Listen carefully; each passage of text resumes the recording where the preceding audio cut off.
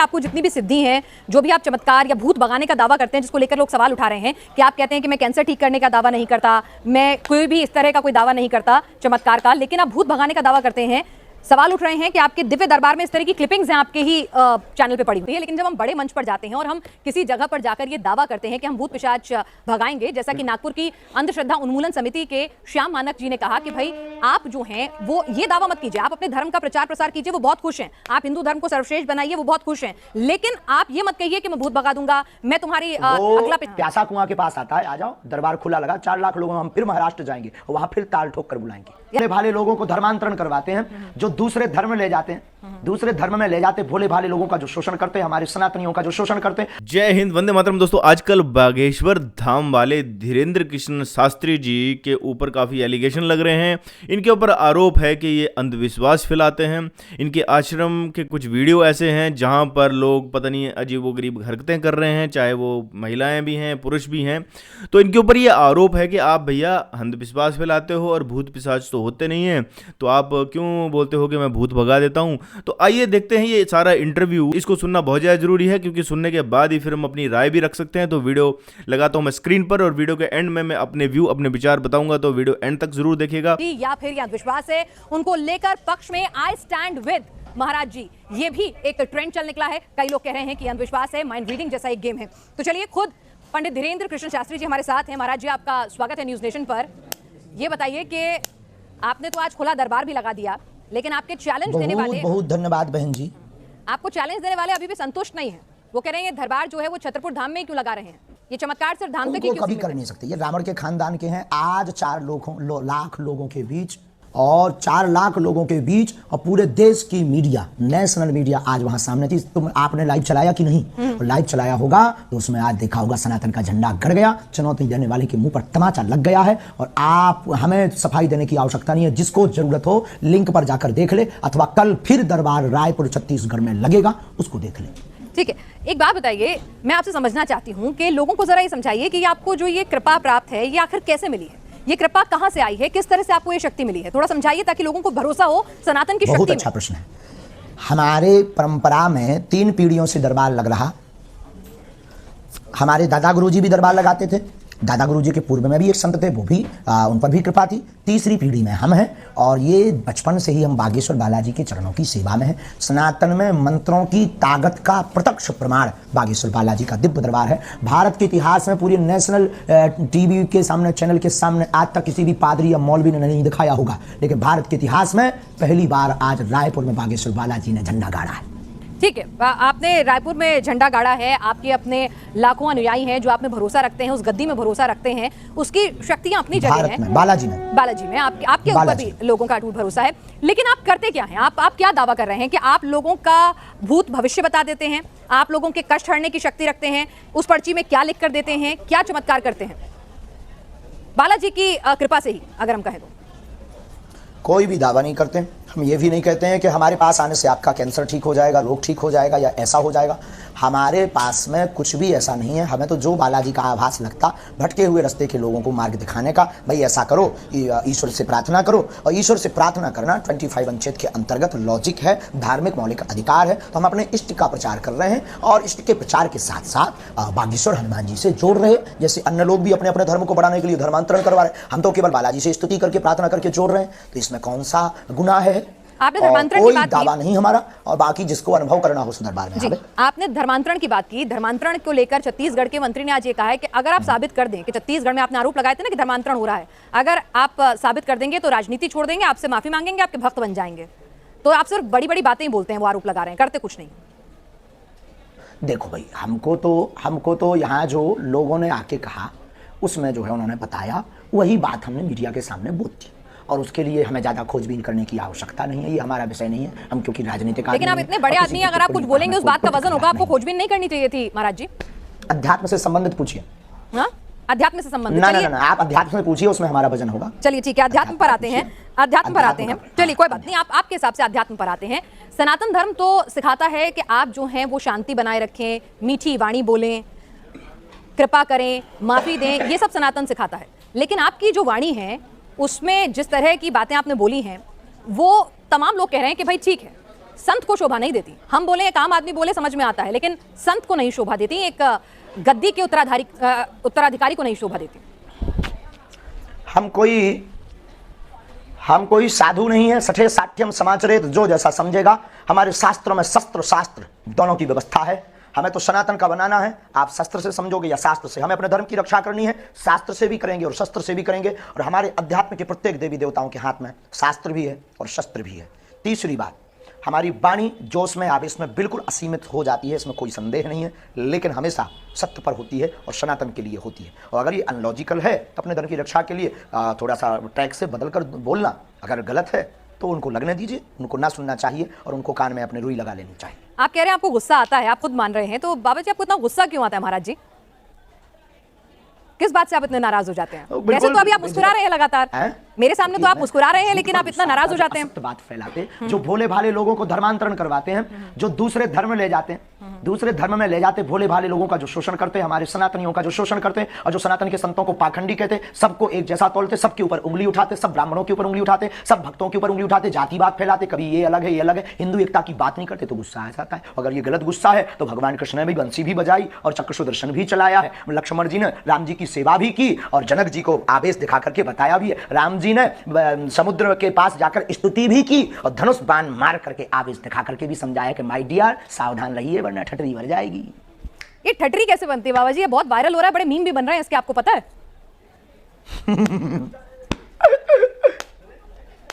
जी ये ठटरी कैसे बनती है, जरा मुझे समझा दीजिए। आपकी बुंदेलखंडी बड़ी लोकल डायलेक्ट है, तो जरा मुझे समझा दीजिए ठटरी कैसे बनती है। जय बुंदेलखंड। मतलब क्या मतलब है ठटरी बनने का, जरा समझाइए तो सही, बड़े मीम बन रहे हैं, बड़ा वायरल हो रहा है। ये समझाने का विषय नहीं है बहन, अच्छा। मीडिया पर समझाने का विषय नहीं है, कभी आइए। अच्छा चलिए ठीक है, चलिए अब आपकी बात, आप हमारे मेहमान हैं, आप हमारे मंच पर आए हैं, तो आपके हिसाब से का मतलब है अस्थि पंजर कि आपके धाम में जो आपने कहा कि गद्दी जो है आपकी 3 पीढ़ियों से चली आ रही है, ये आपकी कृपा जो है बालाजी की, वो आपको खुद मिली है पीढ़ी दर पीढ़ी, तो उस कृपा में आपको कौन सी शक्ति प्राप्त है? देखिए, अगर एक शक्ति आपको उत्तराधिकार के तौर पे मिली है तो देश जानना चाहता है, सिर्फ मध्य प्रदेश के छत्तीसगढ़ के लोग नहीं, देश जानना चाहते हैं वो कौन सी शक्ति है, उस धाम में क्या शक्ति है, थोड़ा समझाएंगे?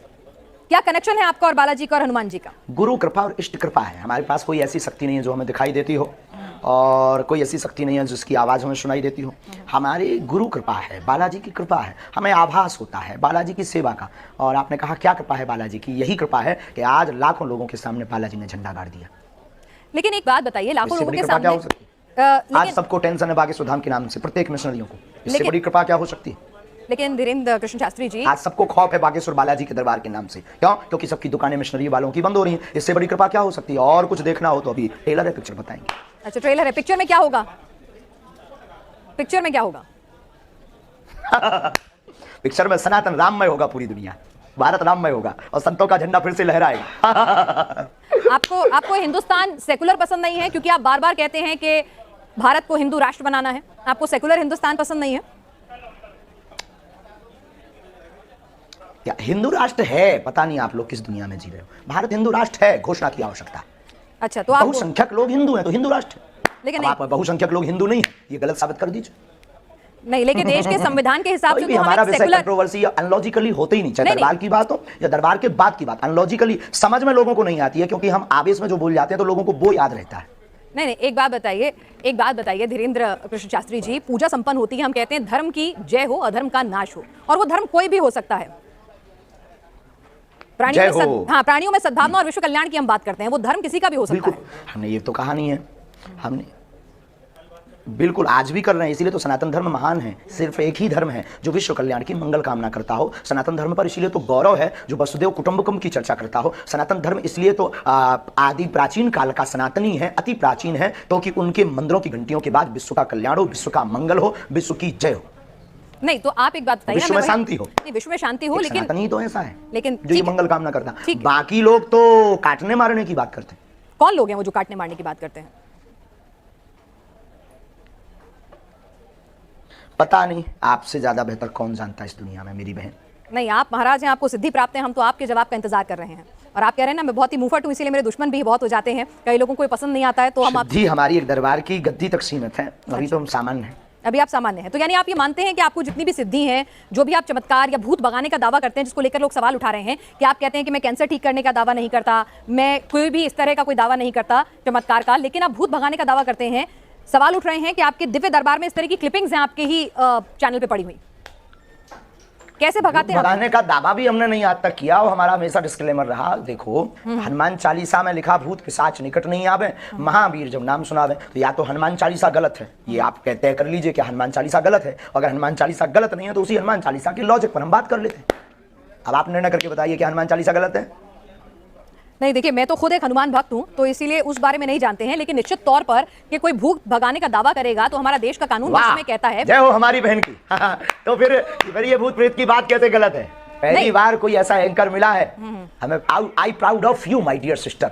नहीं, लेकिन सर वो शुक्रिया, लेकिन वो मेरी एक निजी सोच हो सकती है। लेकिन जब हम बड़े मंच पर जाते हैं और हम किसी जगह पर जाकर ये दावा करते हैं कि हम भूत पिशाच भगाएंगे, जैसा कि नागपुर की अंधश्रद्धा उन्मूलन समिति के श्याम मानक जी ने कहा कि भाई आप जो हैं वो ये दावा मत कीजिए, आप अपने धर्म का प्रचार प्रसार कीजिए, वो बहुत खुश हैं। आप हिंदू धर्म को सर्वश्रेष्ठ बनाइए, वो बहुत खुश हैं। लेकिन आप ये मत कहिए कि मैं भूत भगा दूंगा, मैं तुम्हारी अगला पिछला बता दूंगा। बात तो उनकी बात ही मत कीजिए, क्योंकि वो ना तो हमारे पास आए हैं ना हम उनको जवाब देंगे। अच्छा। उनको हमारे पास आना चाहिए था, उन्हें रायपुर आना चाहिए था। दूसरी बात, भूत पिशाच वाली जो बात है उसे नेगेटिव एंड पॉजिटिव एनर्जी कहते हैं।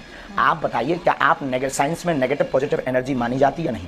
नहीं, आप तो नेगेटिव एनर्जी दूर करने की बात करते हैं, आप नेगेटिविटी दूर करने का साइंस ऐसा कहता है। हाँ, तो कैसे दूर करते हैं? हाँ, तो अगर जो नेगेटिविटी जो भी हो, हमें उतनी अंग्रेजी नहीं आती, तो जो भी है वो पॉजिटिव, हनुमान चालीसा के आधार पर, भूत पिशाच निकट नहीं आवे, महावीर जब नाम सुनावे, इस आधार पर। अच्छा, एक बात बताइए कि आप जो हैं आजकल लोगों के घरों पर बुलडोजर चलाने की भी बात करते हैं, ऐसा क्यों? बिल्कुल, बहुत जरूरी है। सनातनीय हिंदुओं को आत्मरक्षार्थ बुलडोजर रखना बहुत जरूरी है। हमारा ये बयान पूर्ण अहिंसात्मक है, इसमें किंचित मात्र हिंसा को स्थान नहीं। पूर्ण अहिंसात्मक बयान है कि आत्मरक्षा के लिए बुलडोजर हिंदुओं को रखना चाहिए। किसी अन्य पंथों वालों को अगर दिक्कत है तो वो अपनी रक्षा के लिए क्रेन खरीद ले, जेसीबी खरीद ले, ट्रक खरीद ले, एरोप्लेन खरीद ले, हमें कोई प्रॉब्लम नहीं है। आपके लाखों अनुयायी हैं कि आप लोगों को भड़का नहीं रहे हैं इस तरह के बयान से। और बच्चे हैं तो थोड़ा जल्दी कर। एक मिनट धीरेन्द्र जी, आप इतनी मुश्किल से मिले हैं और वाह, सनातन धर्म की रक्षा करना भड़काना हो गया। नहीं, आत्मरक्षा मतलब हिंदुओं को एक धीरेन्द्र कृष्ण शास्त्री जी, देश के अंदर संविधान है, देश के अंदर कानून है, देश के अंदर कानून है। आप देश के कानून को मानते हैं कि नहीं? आप देश के कानून को मानते हैं कि नहीं? आपको भरोसा नहीं है अपने धर्म में?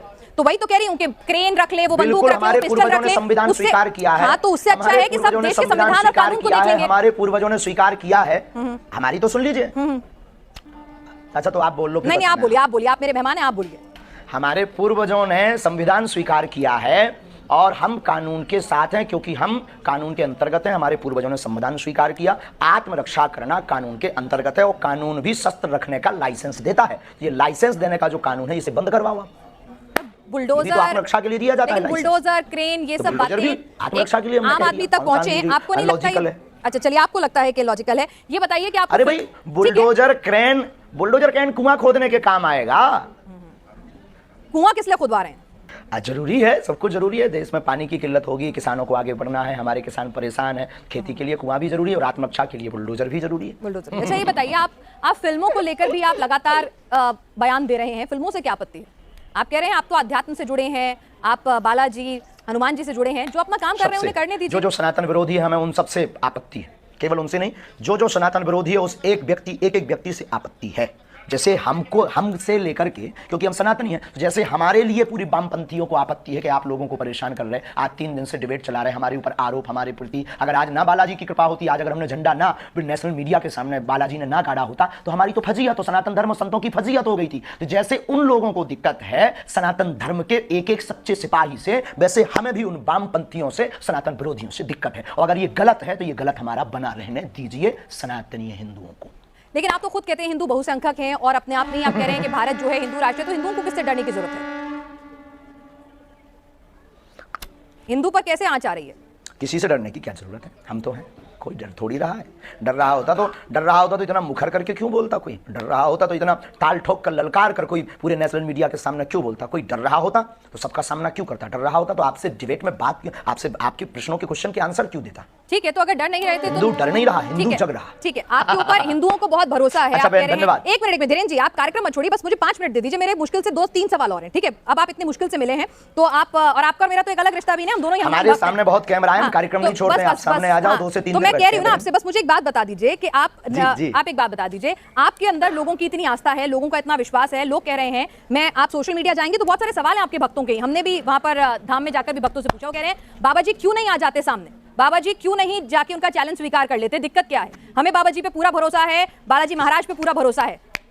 सांच को आंच कैसे? हमने चैलेंज एक्सेप्ट किया है। पहली बात तो उन्होंने कोई चैलेंज लीगली नहीं भेजा। अच्छा। ना कोई हमारे पास चिट्ठी भेजी, ना उन्होंने कोई अपना व्यक्ति भेजा। अब ये झूठी मूठी बातें, कोई अपने घर के अंदर चूड़ी बजा करके नाचता रहे, नंगा नाचता रहे, हमें क्या लेना देना है? उनको दिक्कत है वो आ जाए। और रायपुर छत्तीसगढ़ हमारा क्षेत्र नहीं है कि हम घर में बैठ करके दुबक करके ललकार रहे। ये थर्ड प्लेस है, ना उनके बाप का ना हमारे बाप का। आ जाए, कल भी दरबार लगना है ठटरी।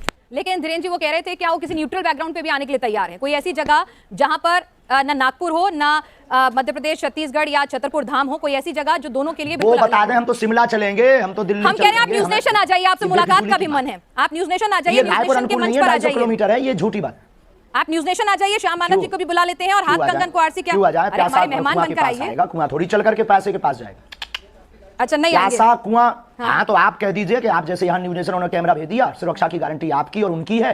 प्यासा कुआं के पास आता है, आ जाओ, दरबार खुला लगा, 4 लाख लोगों हम फिर महाराष्ट्र जाएंगे और वहां फिर ताल ठोक कर बुलाएंगे। यानी आप कह रहे हैं आप फिर से जाएंगे नागपुर? हमारे स्टूडियो क्यों जाएं? चलिए ठीक है, हमारे स्टूडियो नहीं आए, हम आपके पास प्रार्थना करने के लिए आप आएंगे दिल्ली, फिर जाएंगे महाराष्ट्र जाएंगे। अच्छा धीरेन्द्र जी, एक सवाल ये भी उठ रहा है कि भाई आप आओ, क्योंकि प्यासा कुआं के पास आता है और हमारी श्रद्धा बोलेगी, हमारे गुरुजी बोलेंगे, हम आपकी न्यूज नेशन आएंगे और ताल ठोक करके आएंगे बहन जी। बिल्कुल इंतजार रहेगा। अरे हम सनातनी बब्बर शेर है, इंतजार रहेगा। लेकिन एक बात और बताइए, आप लव जिहाद को लेकर भी बहुत ज्यादा नाराज हो जाते हैं। भाई प्यार तो किसी को किसी से किसी भी वक्त हो सकता है। प्यार में धर्म, जाति, समुदाय के बंधन कैसे? सबके लिए।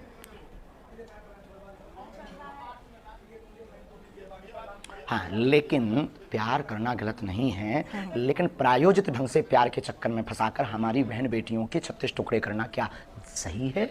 आप पक्षधर हो उसके। यानी आप हिंदू मुस्लिम की शादी के खिलाफ नहीं है, बस वो बताकर शादी करें, बताकर प्यार करें कि मैं मुसलमान हूं या मैं हिंदू हूं। आप हिंदू मुस्लिम की शादी के खिलाफ नहीं है? हाँ, हमें कोई दिक्कत नहीं है हिंदुओं से भी मुसलमान की बहन। आपने कहा था कि आपने जिस तरह से सवाल के जवाब में, आपका जवाब मैं सुन रही थी, आपका इंटरव्यू था कि अगर कोई हम पे बंदूक उठाए तो उस पर बंदूक तान दो। कि आपने जिस तरह शादी के खिलाफ नहीं है, हिंदू मुस्लिम की शादी के खिलाफ नहीं है, बस वो बताकर शादी करें, बताकर प्यार करें कि मैं मुसलमान हूं या मैं हिंदू हूं। आप हिंदू मुस्लिम की शादी के खिलाफ नहीं है? दिक्कत नहीं है, हिंदुओं से भी मुसलमान की बहनें भी कर सकती हैं। आपने कहा था कि आपने जिस तरह से सवाल के जवाब में, आपका जवाब मैं सुन रही थी, आपका इंटरव्यू था कि अगर कोई हम पे बंदूक उठाए तो उस पर बंदूक तान दो। मतलब आप गांधी जी को नहीं मानते कि कोई एक गाल पे तमाचा मारे तो दूसरा गाल आगे कर दो? महात्मा गांधी के हम पूर्ण समर्थन में हैं। उनकी अहिंसा वाली बातें हमारे रंग रंग में भरी हुई हैं, लेकिन आत्मरक्षा करना भी तो उन्होंने ही सिखाया। अब जब मर जाएंगे तो फिर कौन आत्मरक्षा करना सिखाएगा? जब हम ही नहीं रहेंगे, शरीर नहीं रहेगा, तो कहाँ का कानून, कहाँ का संविधान, कहाँ की विचारधारा, सब शून्य हो जाएगी। तो आत्मरक्षा करना ही तो एक कानून है। आत्मरक्षा संविधान पढ़ा? जी बिल्कुल, लेकिन आप जिस तरह से बुलडोजर की बात करते हैं, लॉजिकल है माय डियर सिस्टर। नहीं, आत्मरक्षा इलॉजिकल नहीं है, लेकिन लोगों के घर पर बंदूक, बुलडोजर, वो भी आत्मरक्षा है। अच्छा एक बात और अंतिम हम बोल देंगे, हमारी प्यारी बहन, आपकी जय हो, आपके साथ एक नाता है कि आप भी हनुमान भक्त हो। अंतिम बोल देते हैं कि आज हमको जिन जिन को दिखाना था पूरे भारत को हमने दिखा दिया कि भ्रम फैलाना बंद कीजिए, और हम फिर कहते हैं कल का दरबार लगना है। अच्छा। जो बातें कही, इन्होंने कहा कि मैं अभी जो इंटरव्यू दे रहा हूँ आपको, तो मैं एक साधारण व्यक्ति हूँ, मैं कोई चमत्कार नहीं करता। और ये मैंने इनके वीडियो भी सुने हुए हैं, इन्होंने कभी भी ये दावा नहीं किया कि मैं चमत्कार करता हूँ। लेकिन ये जरूर बोलते हैं कि जब बागेश्वर धाम वहाँ पर बैठे होते हैं तो ये जरूर कहते हैं कि ये जो हो रहा है ये बागेश्वर धाम का चमत्कार है, कि आपका पिताजी का नाम जान लिया या चाचा का नाम जान लिया, या किसी की जो प्रॉब्लम है वो कागज़ पर वो लिख देते हैं और बोलते हैं ये जो है ये बागेश्वर धाम की सिद्धि है और बागेश्वर धाम का ही कृपा है। ये कहते हैं कि मैं चमत्कार नहीं करता। ये चलो इनकी बात है कि मैं कोई जादूगर नहीं हूँ और मैं कोई चमत्कारी नहीं हूँ कि भाई मैं बोलता हूँ मैं एक साधारण व्यक्ति हूँ। तो ये बात बिल्कुल सही है कि जो करते हैं वो कुदरती करती है, जो मैं भी मानता हूँ, क्योंकि मैं भी एक सनातनी हूँ और मैं ये मानता हूँ कि सनातन धर्म में अंधविश्वास नहीं होता, ना ही चमत्कार की नाम की कोई चीज़ होती है। जो लोग ऐसा दावा करते हैं कि हम कोई बहुत बड़े चमत्कारी हैं, हम बहुत बड़ा जो है वो आपका कुछ ऐसा कर देंगे, तो वो सब झूठे होते हैं। ऐसे लोग जो हैं वो समाज में जो है नफरत और वो झूठ फैलाते हैं। लेकिन अगर ऐसा भी हो सकता है कि इनके ऊपर जो जितना भी एलोकेशन है जो मुझे लग रहा है वो गलत है, इस बात पे भी ये भूत भगाते हैं। ये तो कहते हैं हनुमान चालीसा में लिखा हुआ है, भूत पिशाच निकट नहीं आवे, महावीर जब नाम सुनावे। हर कोई हनुमान चालीसा पढ़ता है, हम खुद हनुमान चालीसा पढ़ते हैं। जब भी हमें कभी मन विचलित हो जाता है तो पढ़ के बैठ के वो हनुमान चालीसा पढ़ोगे, मन थोड़ा स्टेबल हो जाता है। तो उस पर्पज़ के लिए हनुमान चालीसा की हम हेल्प लेते हैं। अब उसमें कई लोग गाने भी सुन लेते हैं, कई लोग कविताएं भी सुन लेते हैं, तो वो अपनी अपनी इच्छा है। उसमें आप ये नहीं कह सकते कि भाई नहीं हनुमान चालीसा मत पढ़ो और गाने ही सुनो। वो अपनी किसी की इच्छा है, कोई किसी को क्या मानता है। अब जैसे एकलव्य था, एकलव्य जो गुरु द्रोणाचार्य का, उसने मूर्ति सामने लगा दी और उस मूर्ति के प्रैक्टिस करी और वो एक महान धनुर्धर बन गया। तो ये हर किसी की है। हम अपने इष्ट को मानते हैं, हनुमान जी को हम मानते हैं कि वो उनमें शक्तियाँ थी, और ये भी बोला जाता है कि हनुमान जी जो चिरंजीवी हैं। आप हालांकि किसी को दिखते नहीं हैं, कुछ लोग ये भी दावा करते हैं कि जो आज के हिमालय में बिग फुट है वो कहीं ना कहीं हनुमान जी ही हो सकते हैं, लेकिन कभी किसी ने देखा नहीं है इसमें। तो हम भी ऐसा जो शास्त्रों में लिखी हुई चीज़ें हैं उस पर देखो, विश्वास एक अलग चीज़ है, अंधविश्वास एक अलग चीज़ है। विश्वास जो है वो आपके कुछ चीज़ों पे होता है, कुछ तर्कों पे, कुछ लॉजिकों पे होता है। अब आप बोलोगे नहीं नहीं ये ऐसा हो ही नहीं सकता, सूरज से जब प्रकाश निकलता है 8 मिनट लगते हैं उसे धरती पर पहुंचने में, लेकिन जब हम उसे देखते हैं नहीं नहीं ऐसा कैसे हो सकता है, प्रकाश भी ट्रैवल करता है क्या, नहीं हमें तो नहीं मिलता। अब साइंटिस्ट ने वो बात बोली तो सब ने वो चीज़ मान ली, लेकिन वो कैसे करता है ये कोई नहीं सोचता है। आप जैसे पानी पीते हो और पानी से आपके शरीर के अलग अलग हिस्सों में वो पानी पहुंच जाता है। आप भोजन करते हो, आप एक सख्त चीज़ खा रहे हो, आप जो रोटी खा रहे हो वो रोटी ही आपका शरीर बन जाती है। तो कहीं ना कहीं ये आपको लगता होगा कि यार हाँ यार ये कैसे होता होगा, पेट में ऐसा क्या चीज़ लगी हुई है कि वहाँ पर वो चीज़ जाती है और वो आपका शरीर का एक हिस्सा बन जाती है। तो बहुत सारी चीज़ें हैं, ये कुदरत के करिश्मे होते हैं और कुछ सिद्धियां भी होती हैं। ये भी मैंने सुना है कि अष्ट सिद्धियों की बात की जाती है, जहाँ पर बोला जाता है कि लगीम, अणीम, ऐसे करके बहुत सारी सिद्धियां हैं। उसमें ये जो ये इनकी सिद्धियां हैं वो भी उसी का एक पार्ट है, जो अष्ट सिद्धियां आती हैं हनुमान जी के पास जो हैं।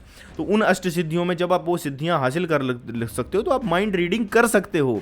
माइंड रीडिंग करने के या किसी की अंदर की चीज़ों जानने का भी एक विधि है। आपने देखा होगा कुछ ऐसे लोग हैं जो इसको करते हैं, स्टेज शो लगाते हैं, वहाँ पर लोगों को बोलते हैं कि अपने मन में एक बात सोचो, और वो फटाफट से कागज़ पे लिख देते हैं। लेकिन वो एक बात की बात है, यहाँ तो पूरा का पूरा पर्चा लिख देते हैं। ये तो मैं नहीं बोलता, चमत्कार नहीं मानता हूँ इसको, ये कोई सिद्धि है, ये कोई इन्होंने स्टडी कर रखी है, इन्होंने इसके ऊपर कुछ काम किया हुआ है जिसकी वजह से उनके अंदर वो चीज़ आ जाती है। और ये बात सही है कि भैया मैं कोई चमत्कार नहीं करता, ये बात भी सही है कि मैं अंधविश्वास नहीं फैलाता हूँ। बाकी रही भूत पिशाच की बात, तो वो नेगेटिव और पॉजिटिव एनर्जी होती है।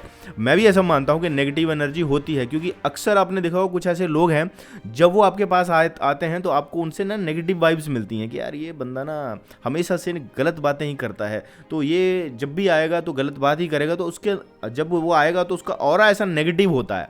ये बात मैं भी मानता हूँ कि नेगेटिव एनर्जी होती है, लेकिन आप उस नेगेटिव एनर्जी से कैसे लड़ते हो इंटरनली, अपना पॉजिटिविटी दिखा के। मुझे आत्मबल या सेल्फ कॉन्फिडेंस या बहुत सारी चीज़ें होती हैं जिसमें मान लो आप सोचते हो कि कोई नेगेटिव एनर्जी आपकी तरफ आ रही है और आप हनुमान चालीसा बोलने लग जाते हो कि ठीक है ये नेगेटिव है लेकिन मैं नहीं नेगेटिव हूँगा, मैं इसके प्रभाव में नहीं आऊँगा। तो नेगेटिव और पॉजिटिव एनर्जी होती है, और कोई किसी चीज़ को कैसे बोलता है, कोई किसी की चीज़ को कैसे बोलता है, तो अलग अलग अर्थ होते हैं। तो साइंस की भाषा में उसे नेगेटिव पॉजिटिव एनर्जी बोल दो, और जो सनातन की भाषा में उसे आप भूत पिशाच बोल दो, और अगर आप मौला मौलवियों की बात करोगे तो उनकी भाषा में उसे आप जिन बोल दो, वो भी शैतान कुछ बोलते हैं, जिन है, भलाना है, ढिमकाना है। तो हर चीज़ें हैं, नेगेटिव पॉजिटिव एनर्जी का ही वो अलग अलग रूप है। धर्मांतरण के खिलाफ जब से धीरेन्द्र कृष्ण शास्त्री ने आवाज़ उठाना शुरू करी है तब से ही इनके ऊपर ये एलिगेशन लगना शुरू हो गए हैं। ये भी एक षड्यंत्र हो सकता है, और मुझे लगता है 100% ये एक षड्यंत्र ही है, क्योंकि ये शख्स आप देख रहे हो ये बिल्कुल नॉर्मल इंसान है, जैसे हम और आप इंसान हैं, जैसे हमारे और आपके बीच में भाव आते हैं वैसे ही इनके अंदर भी भाव आते हैं। आत्मरक्षा की बात धीरेन्द्र कृष्ण शास्त्री जी ने की, ये बात बिल्कुल सही भी है कि आत्मरक्षा करना जरूरी है। अब जो कन्हैया लाल था जिसका गर्दन काट दी गई थी राजस्थान में, अगर वो आत्मरक्षा करता तो बच जाता, कोई कानून थोड़ी आया उसे बचाने के लिए, वो तो मर गया ना। वो तो अब कानून क्या करेगा, जो पकड़ लेगा उनको और बाकी सजा देगा, केस चलेगा और हो सकता है जमानत पर भी छूट जाते हैं। तो आप आत्मरक्षा के लिए लोग लाइसेंसी हथियार रखते हैं तो आप वो भी बंद करो फिर। तो दोस्तों ये वीडियो था, ये इनका इंटरव्यू था। उम्मीद करता हूँ आपने जो इनको सुना होगा, और बाकी डिसाइड करने वाली जनता है कि उनको क्या लगता है कि धीरेन्द्र कृष्ण शास्त्री जी क्या वाकई में आरोप लगाने योग्य हैं या नहीं है। इसका फैसला आप कीजिए, अपनी राय कमेंट बॉक्स में ज़रूर बताइए, और मिलूंगा नेक्स्ट वीडियो में। तब तक के लिए दोस्तों जय सनातन, जय हिंद, वंदे मातरम।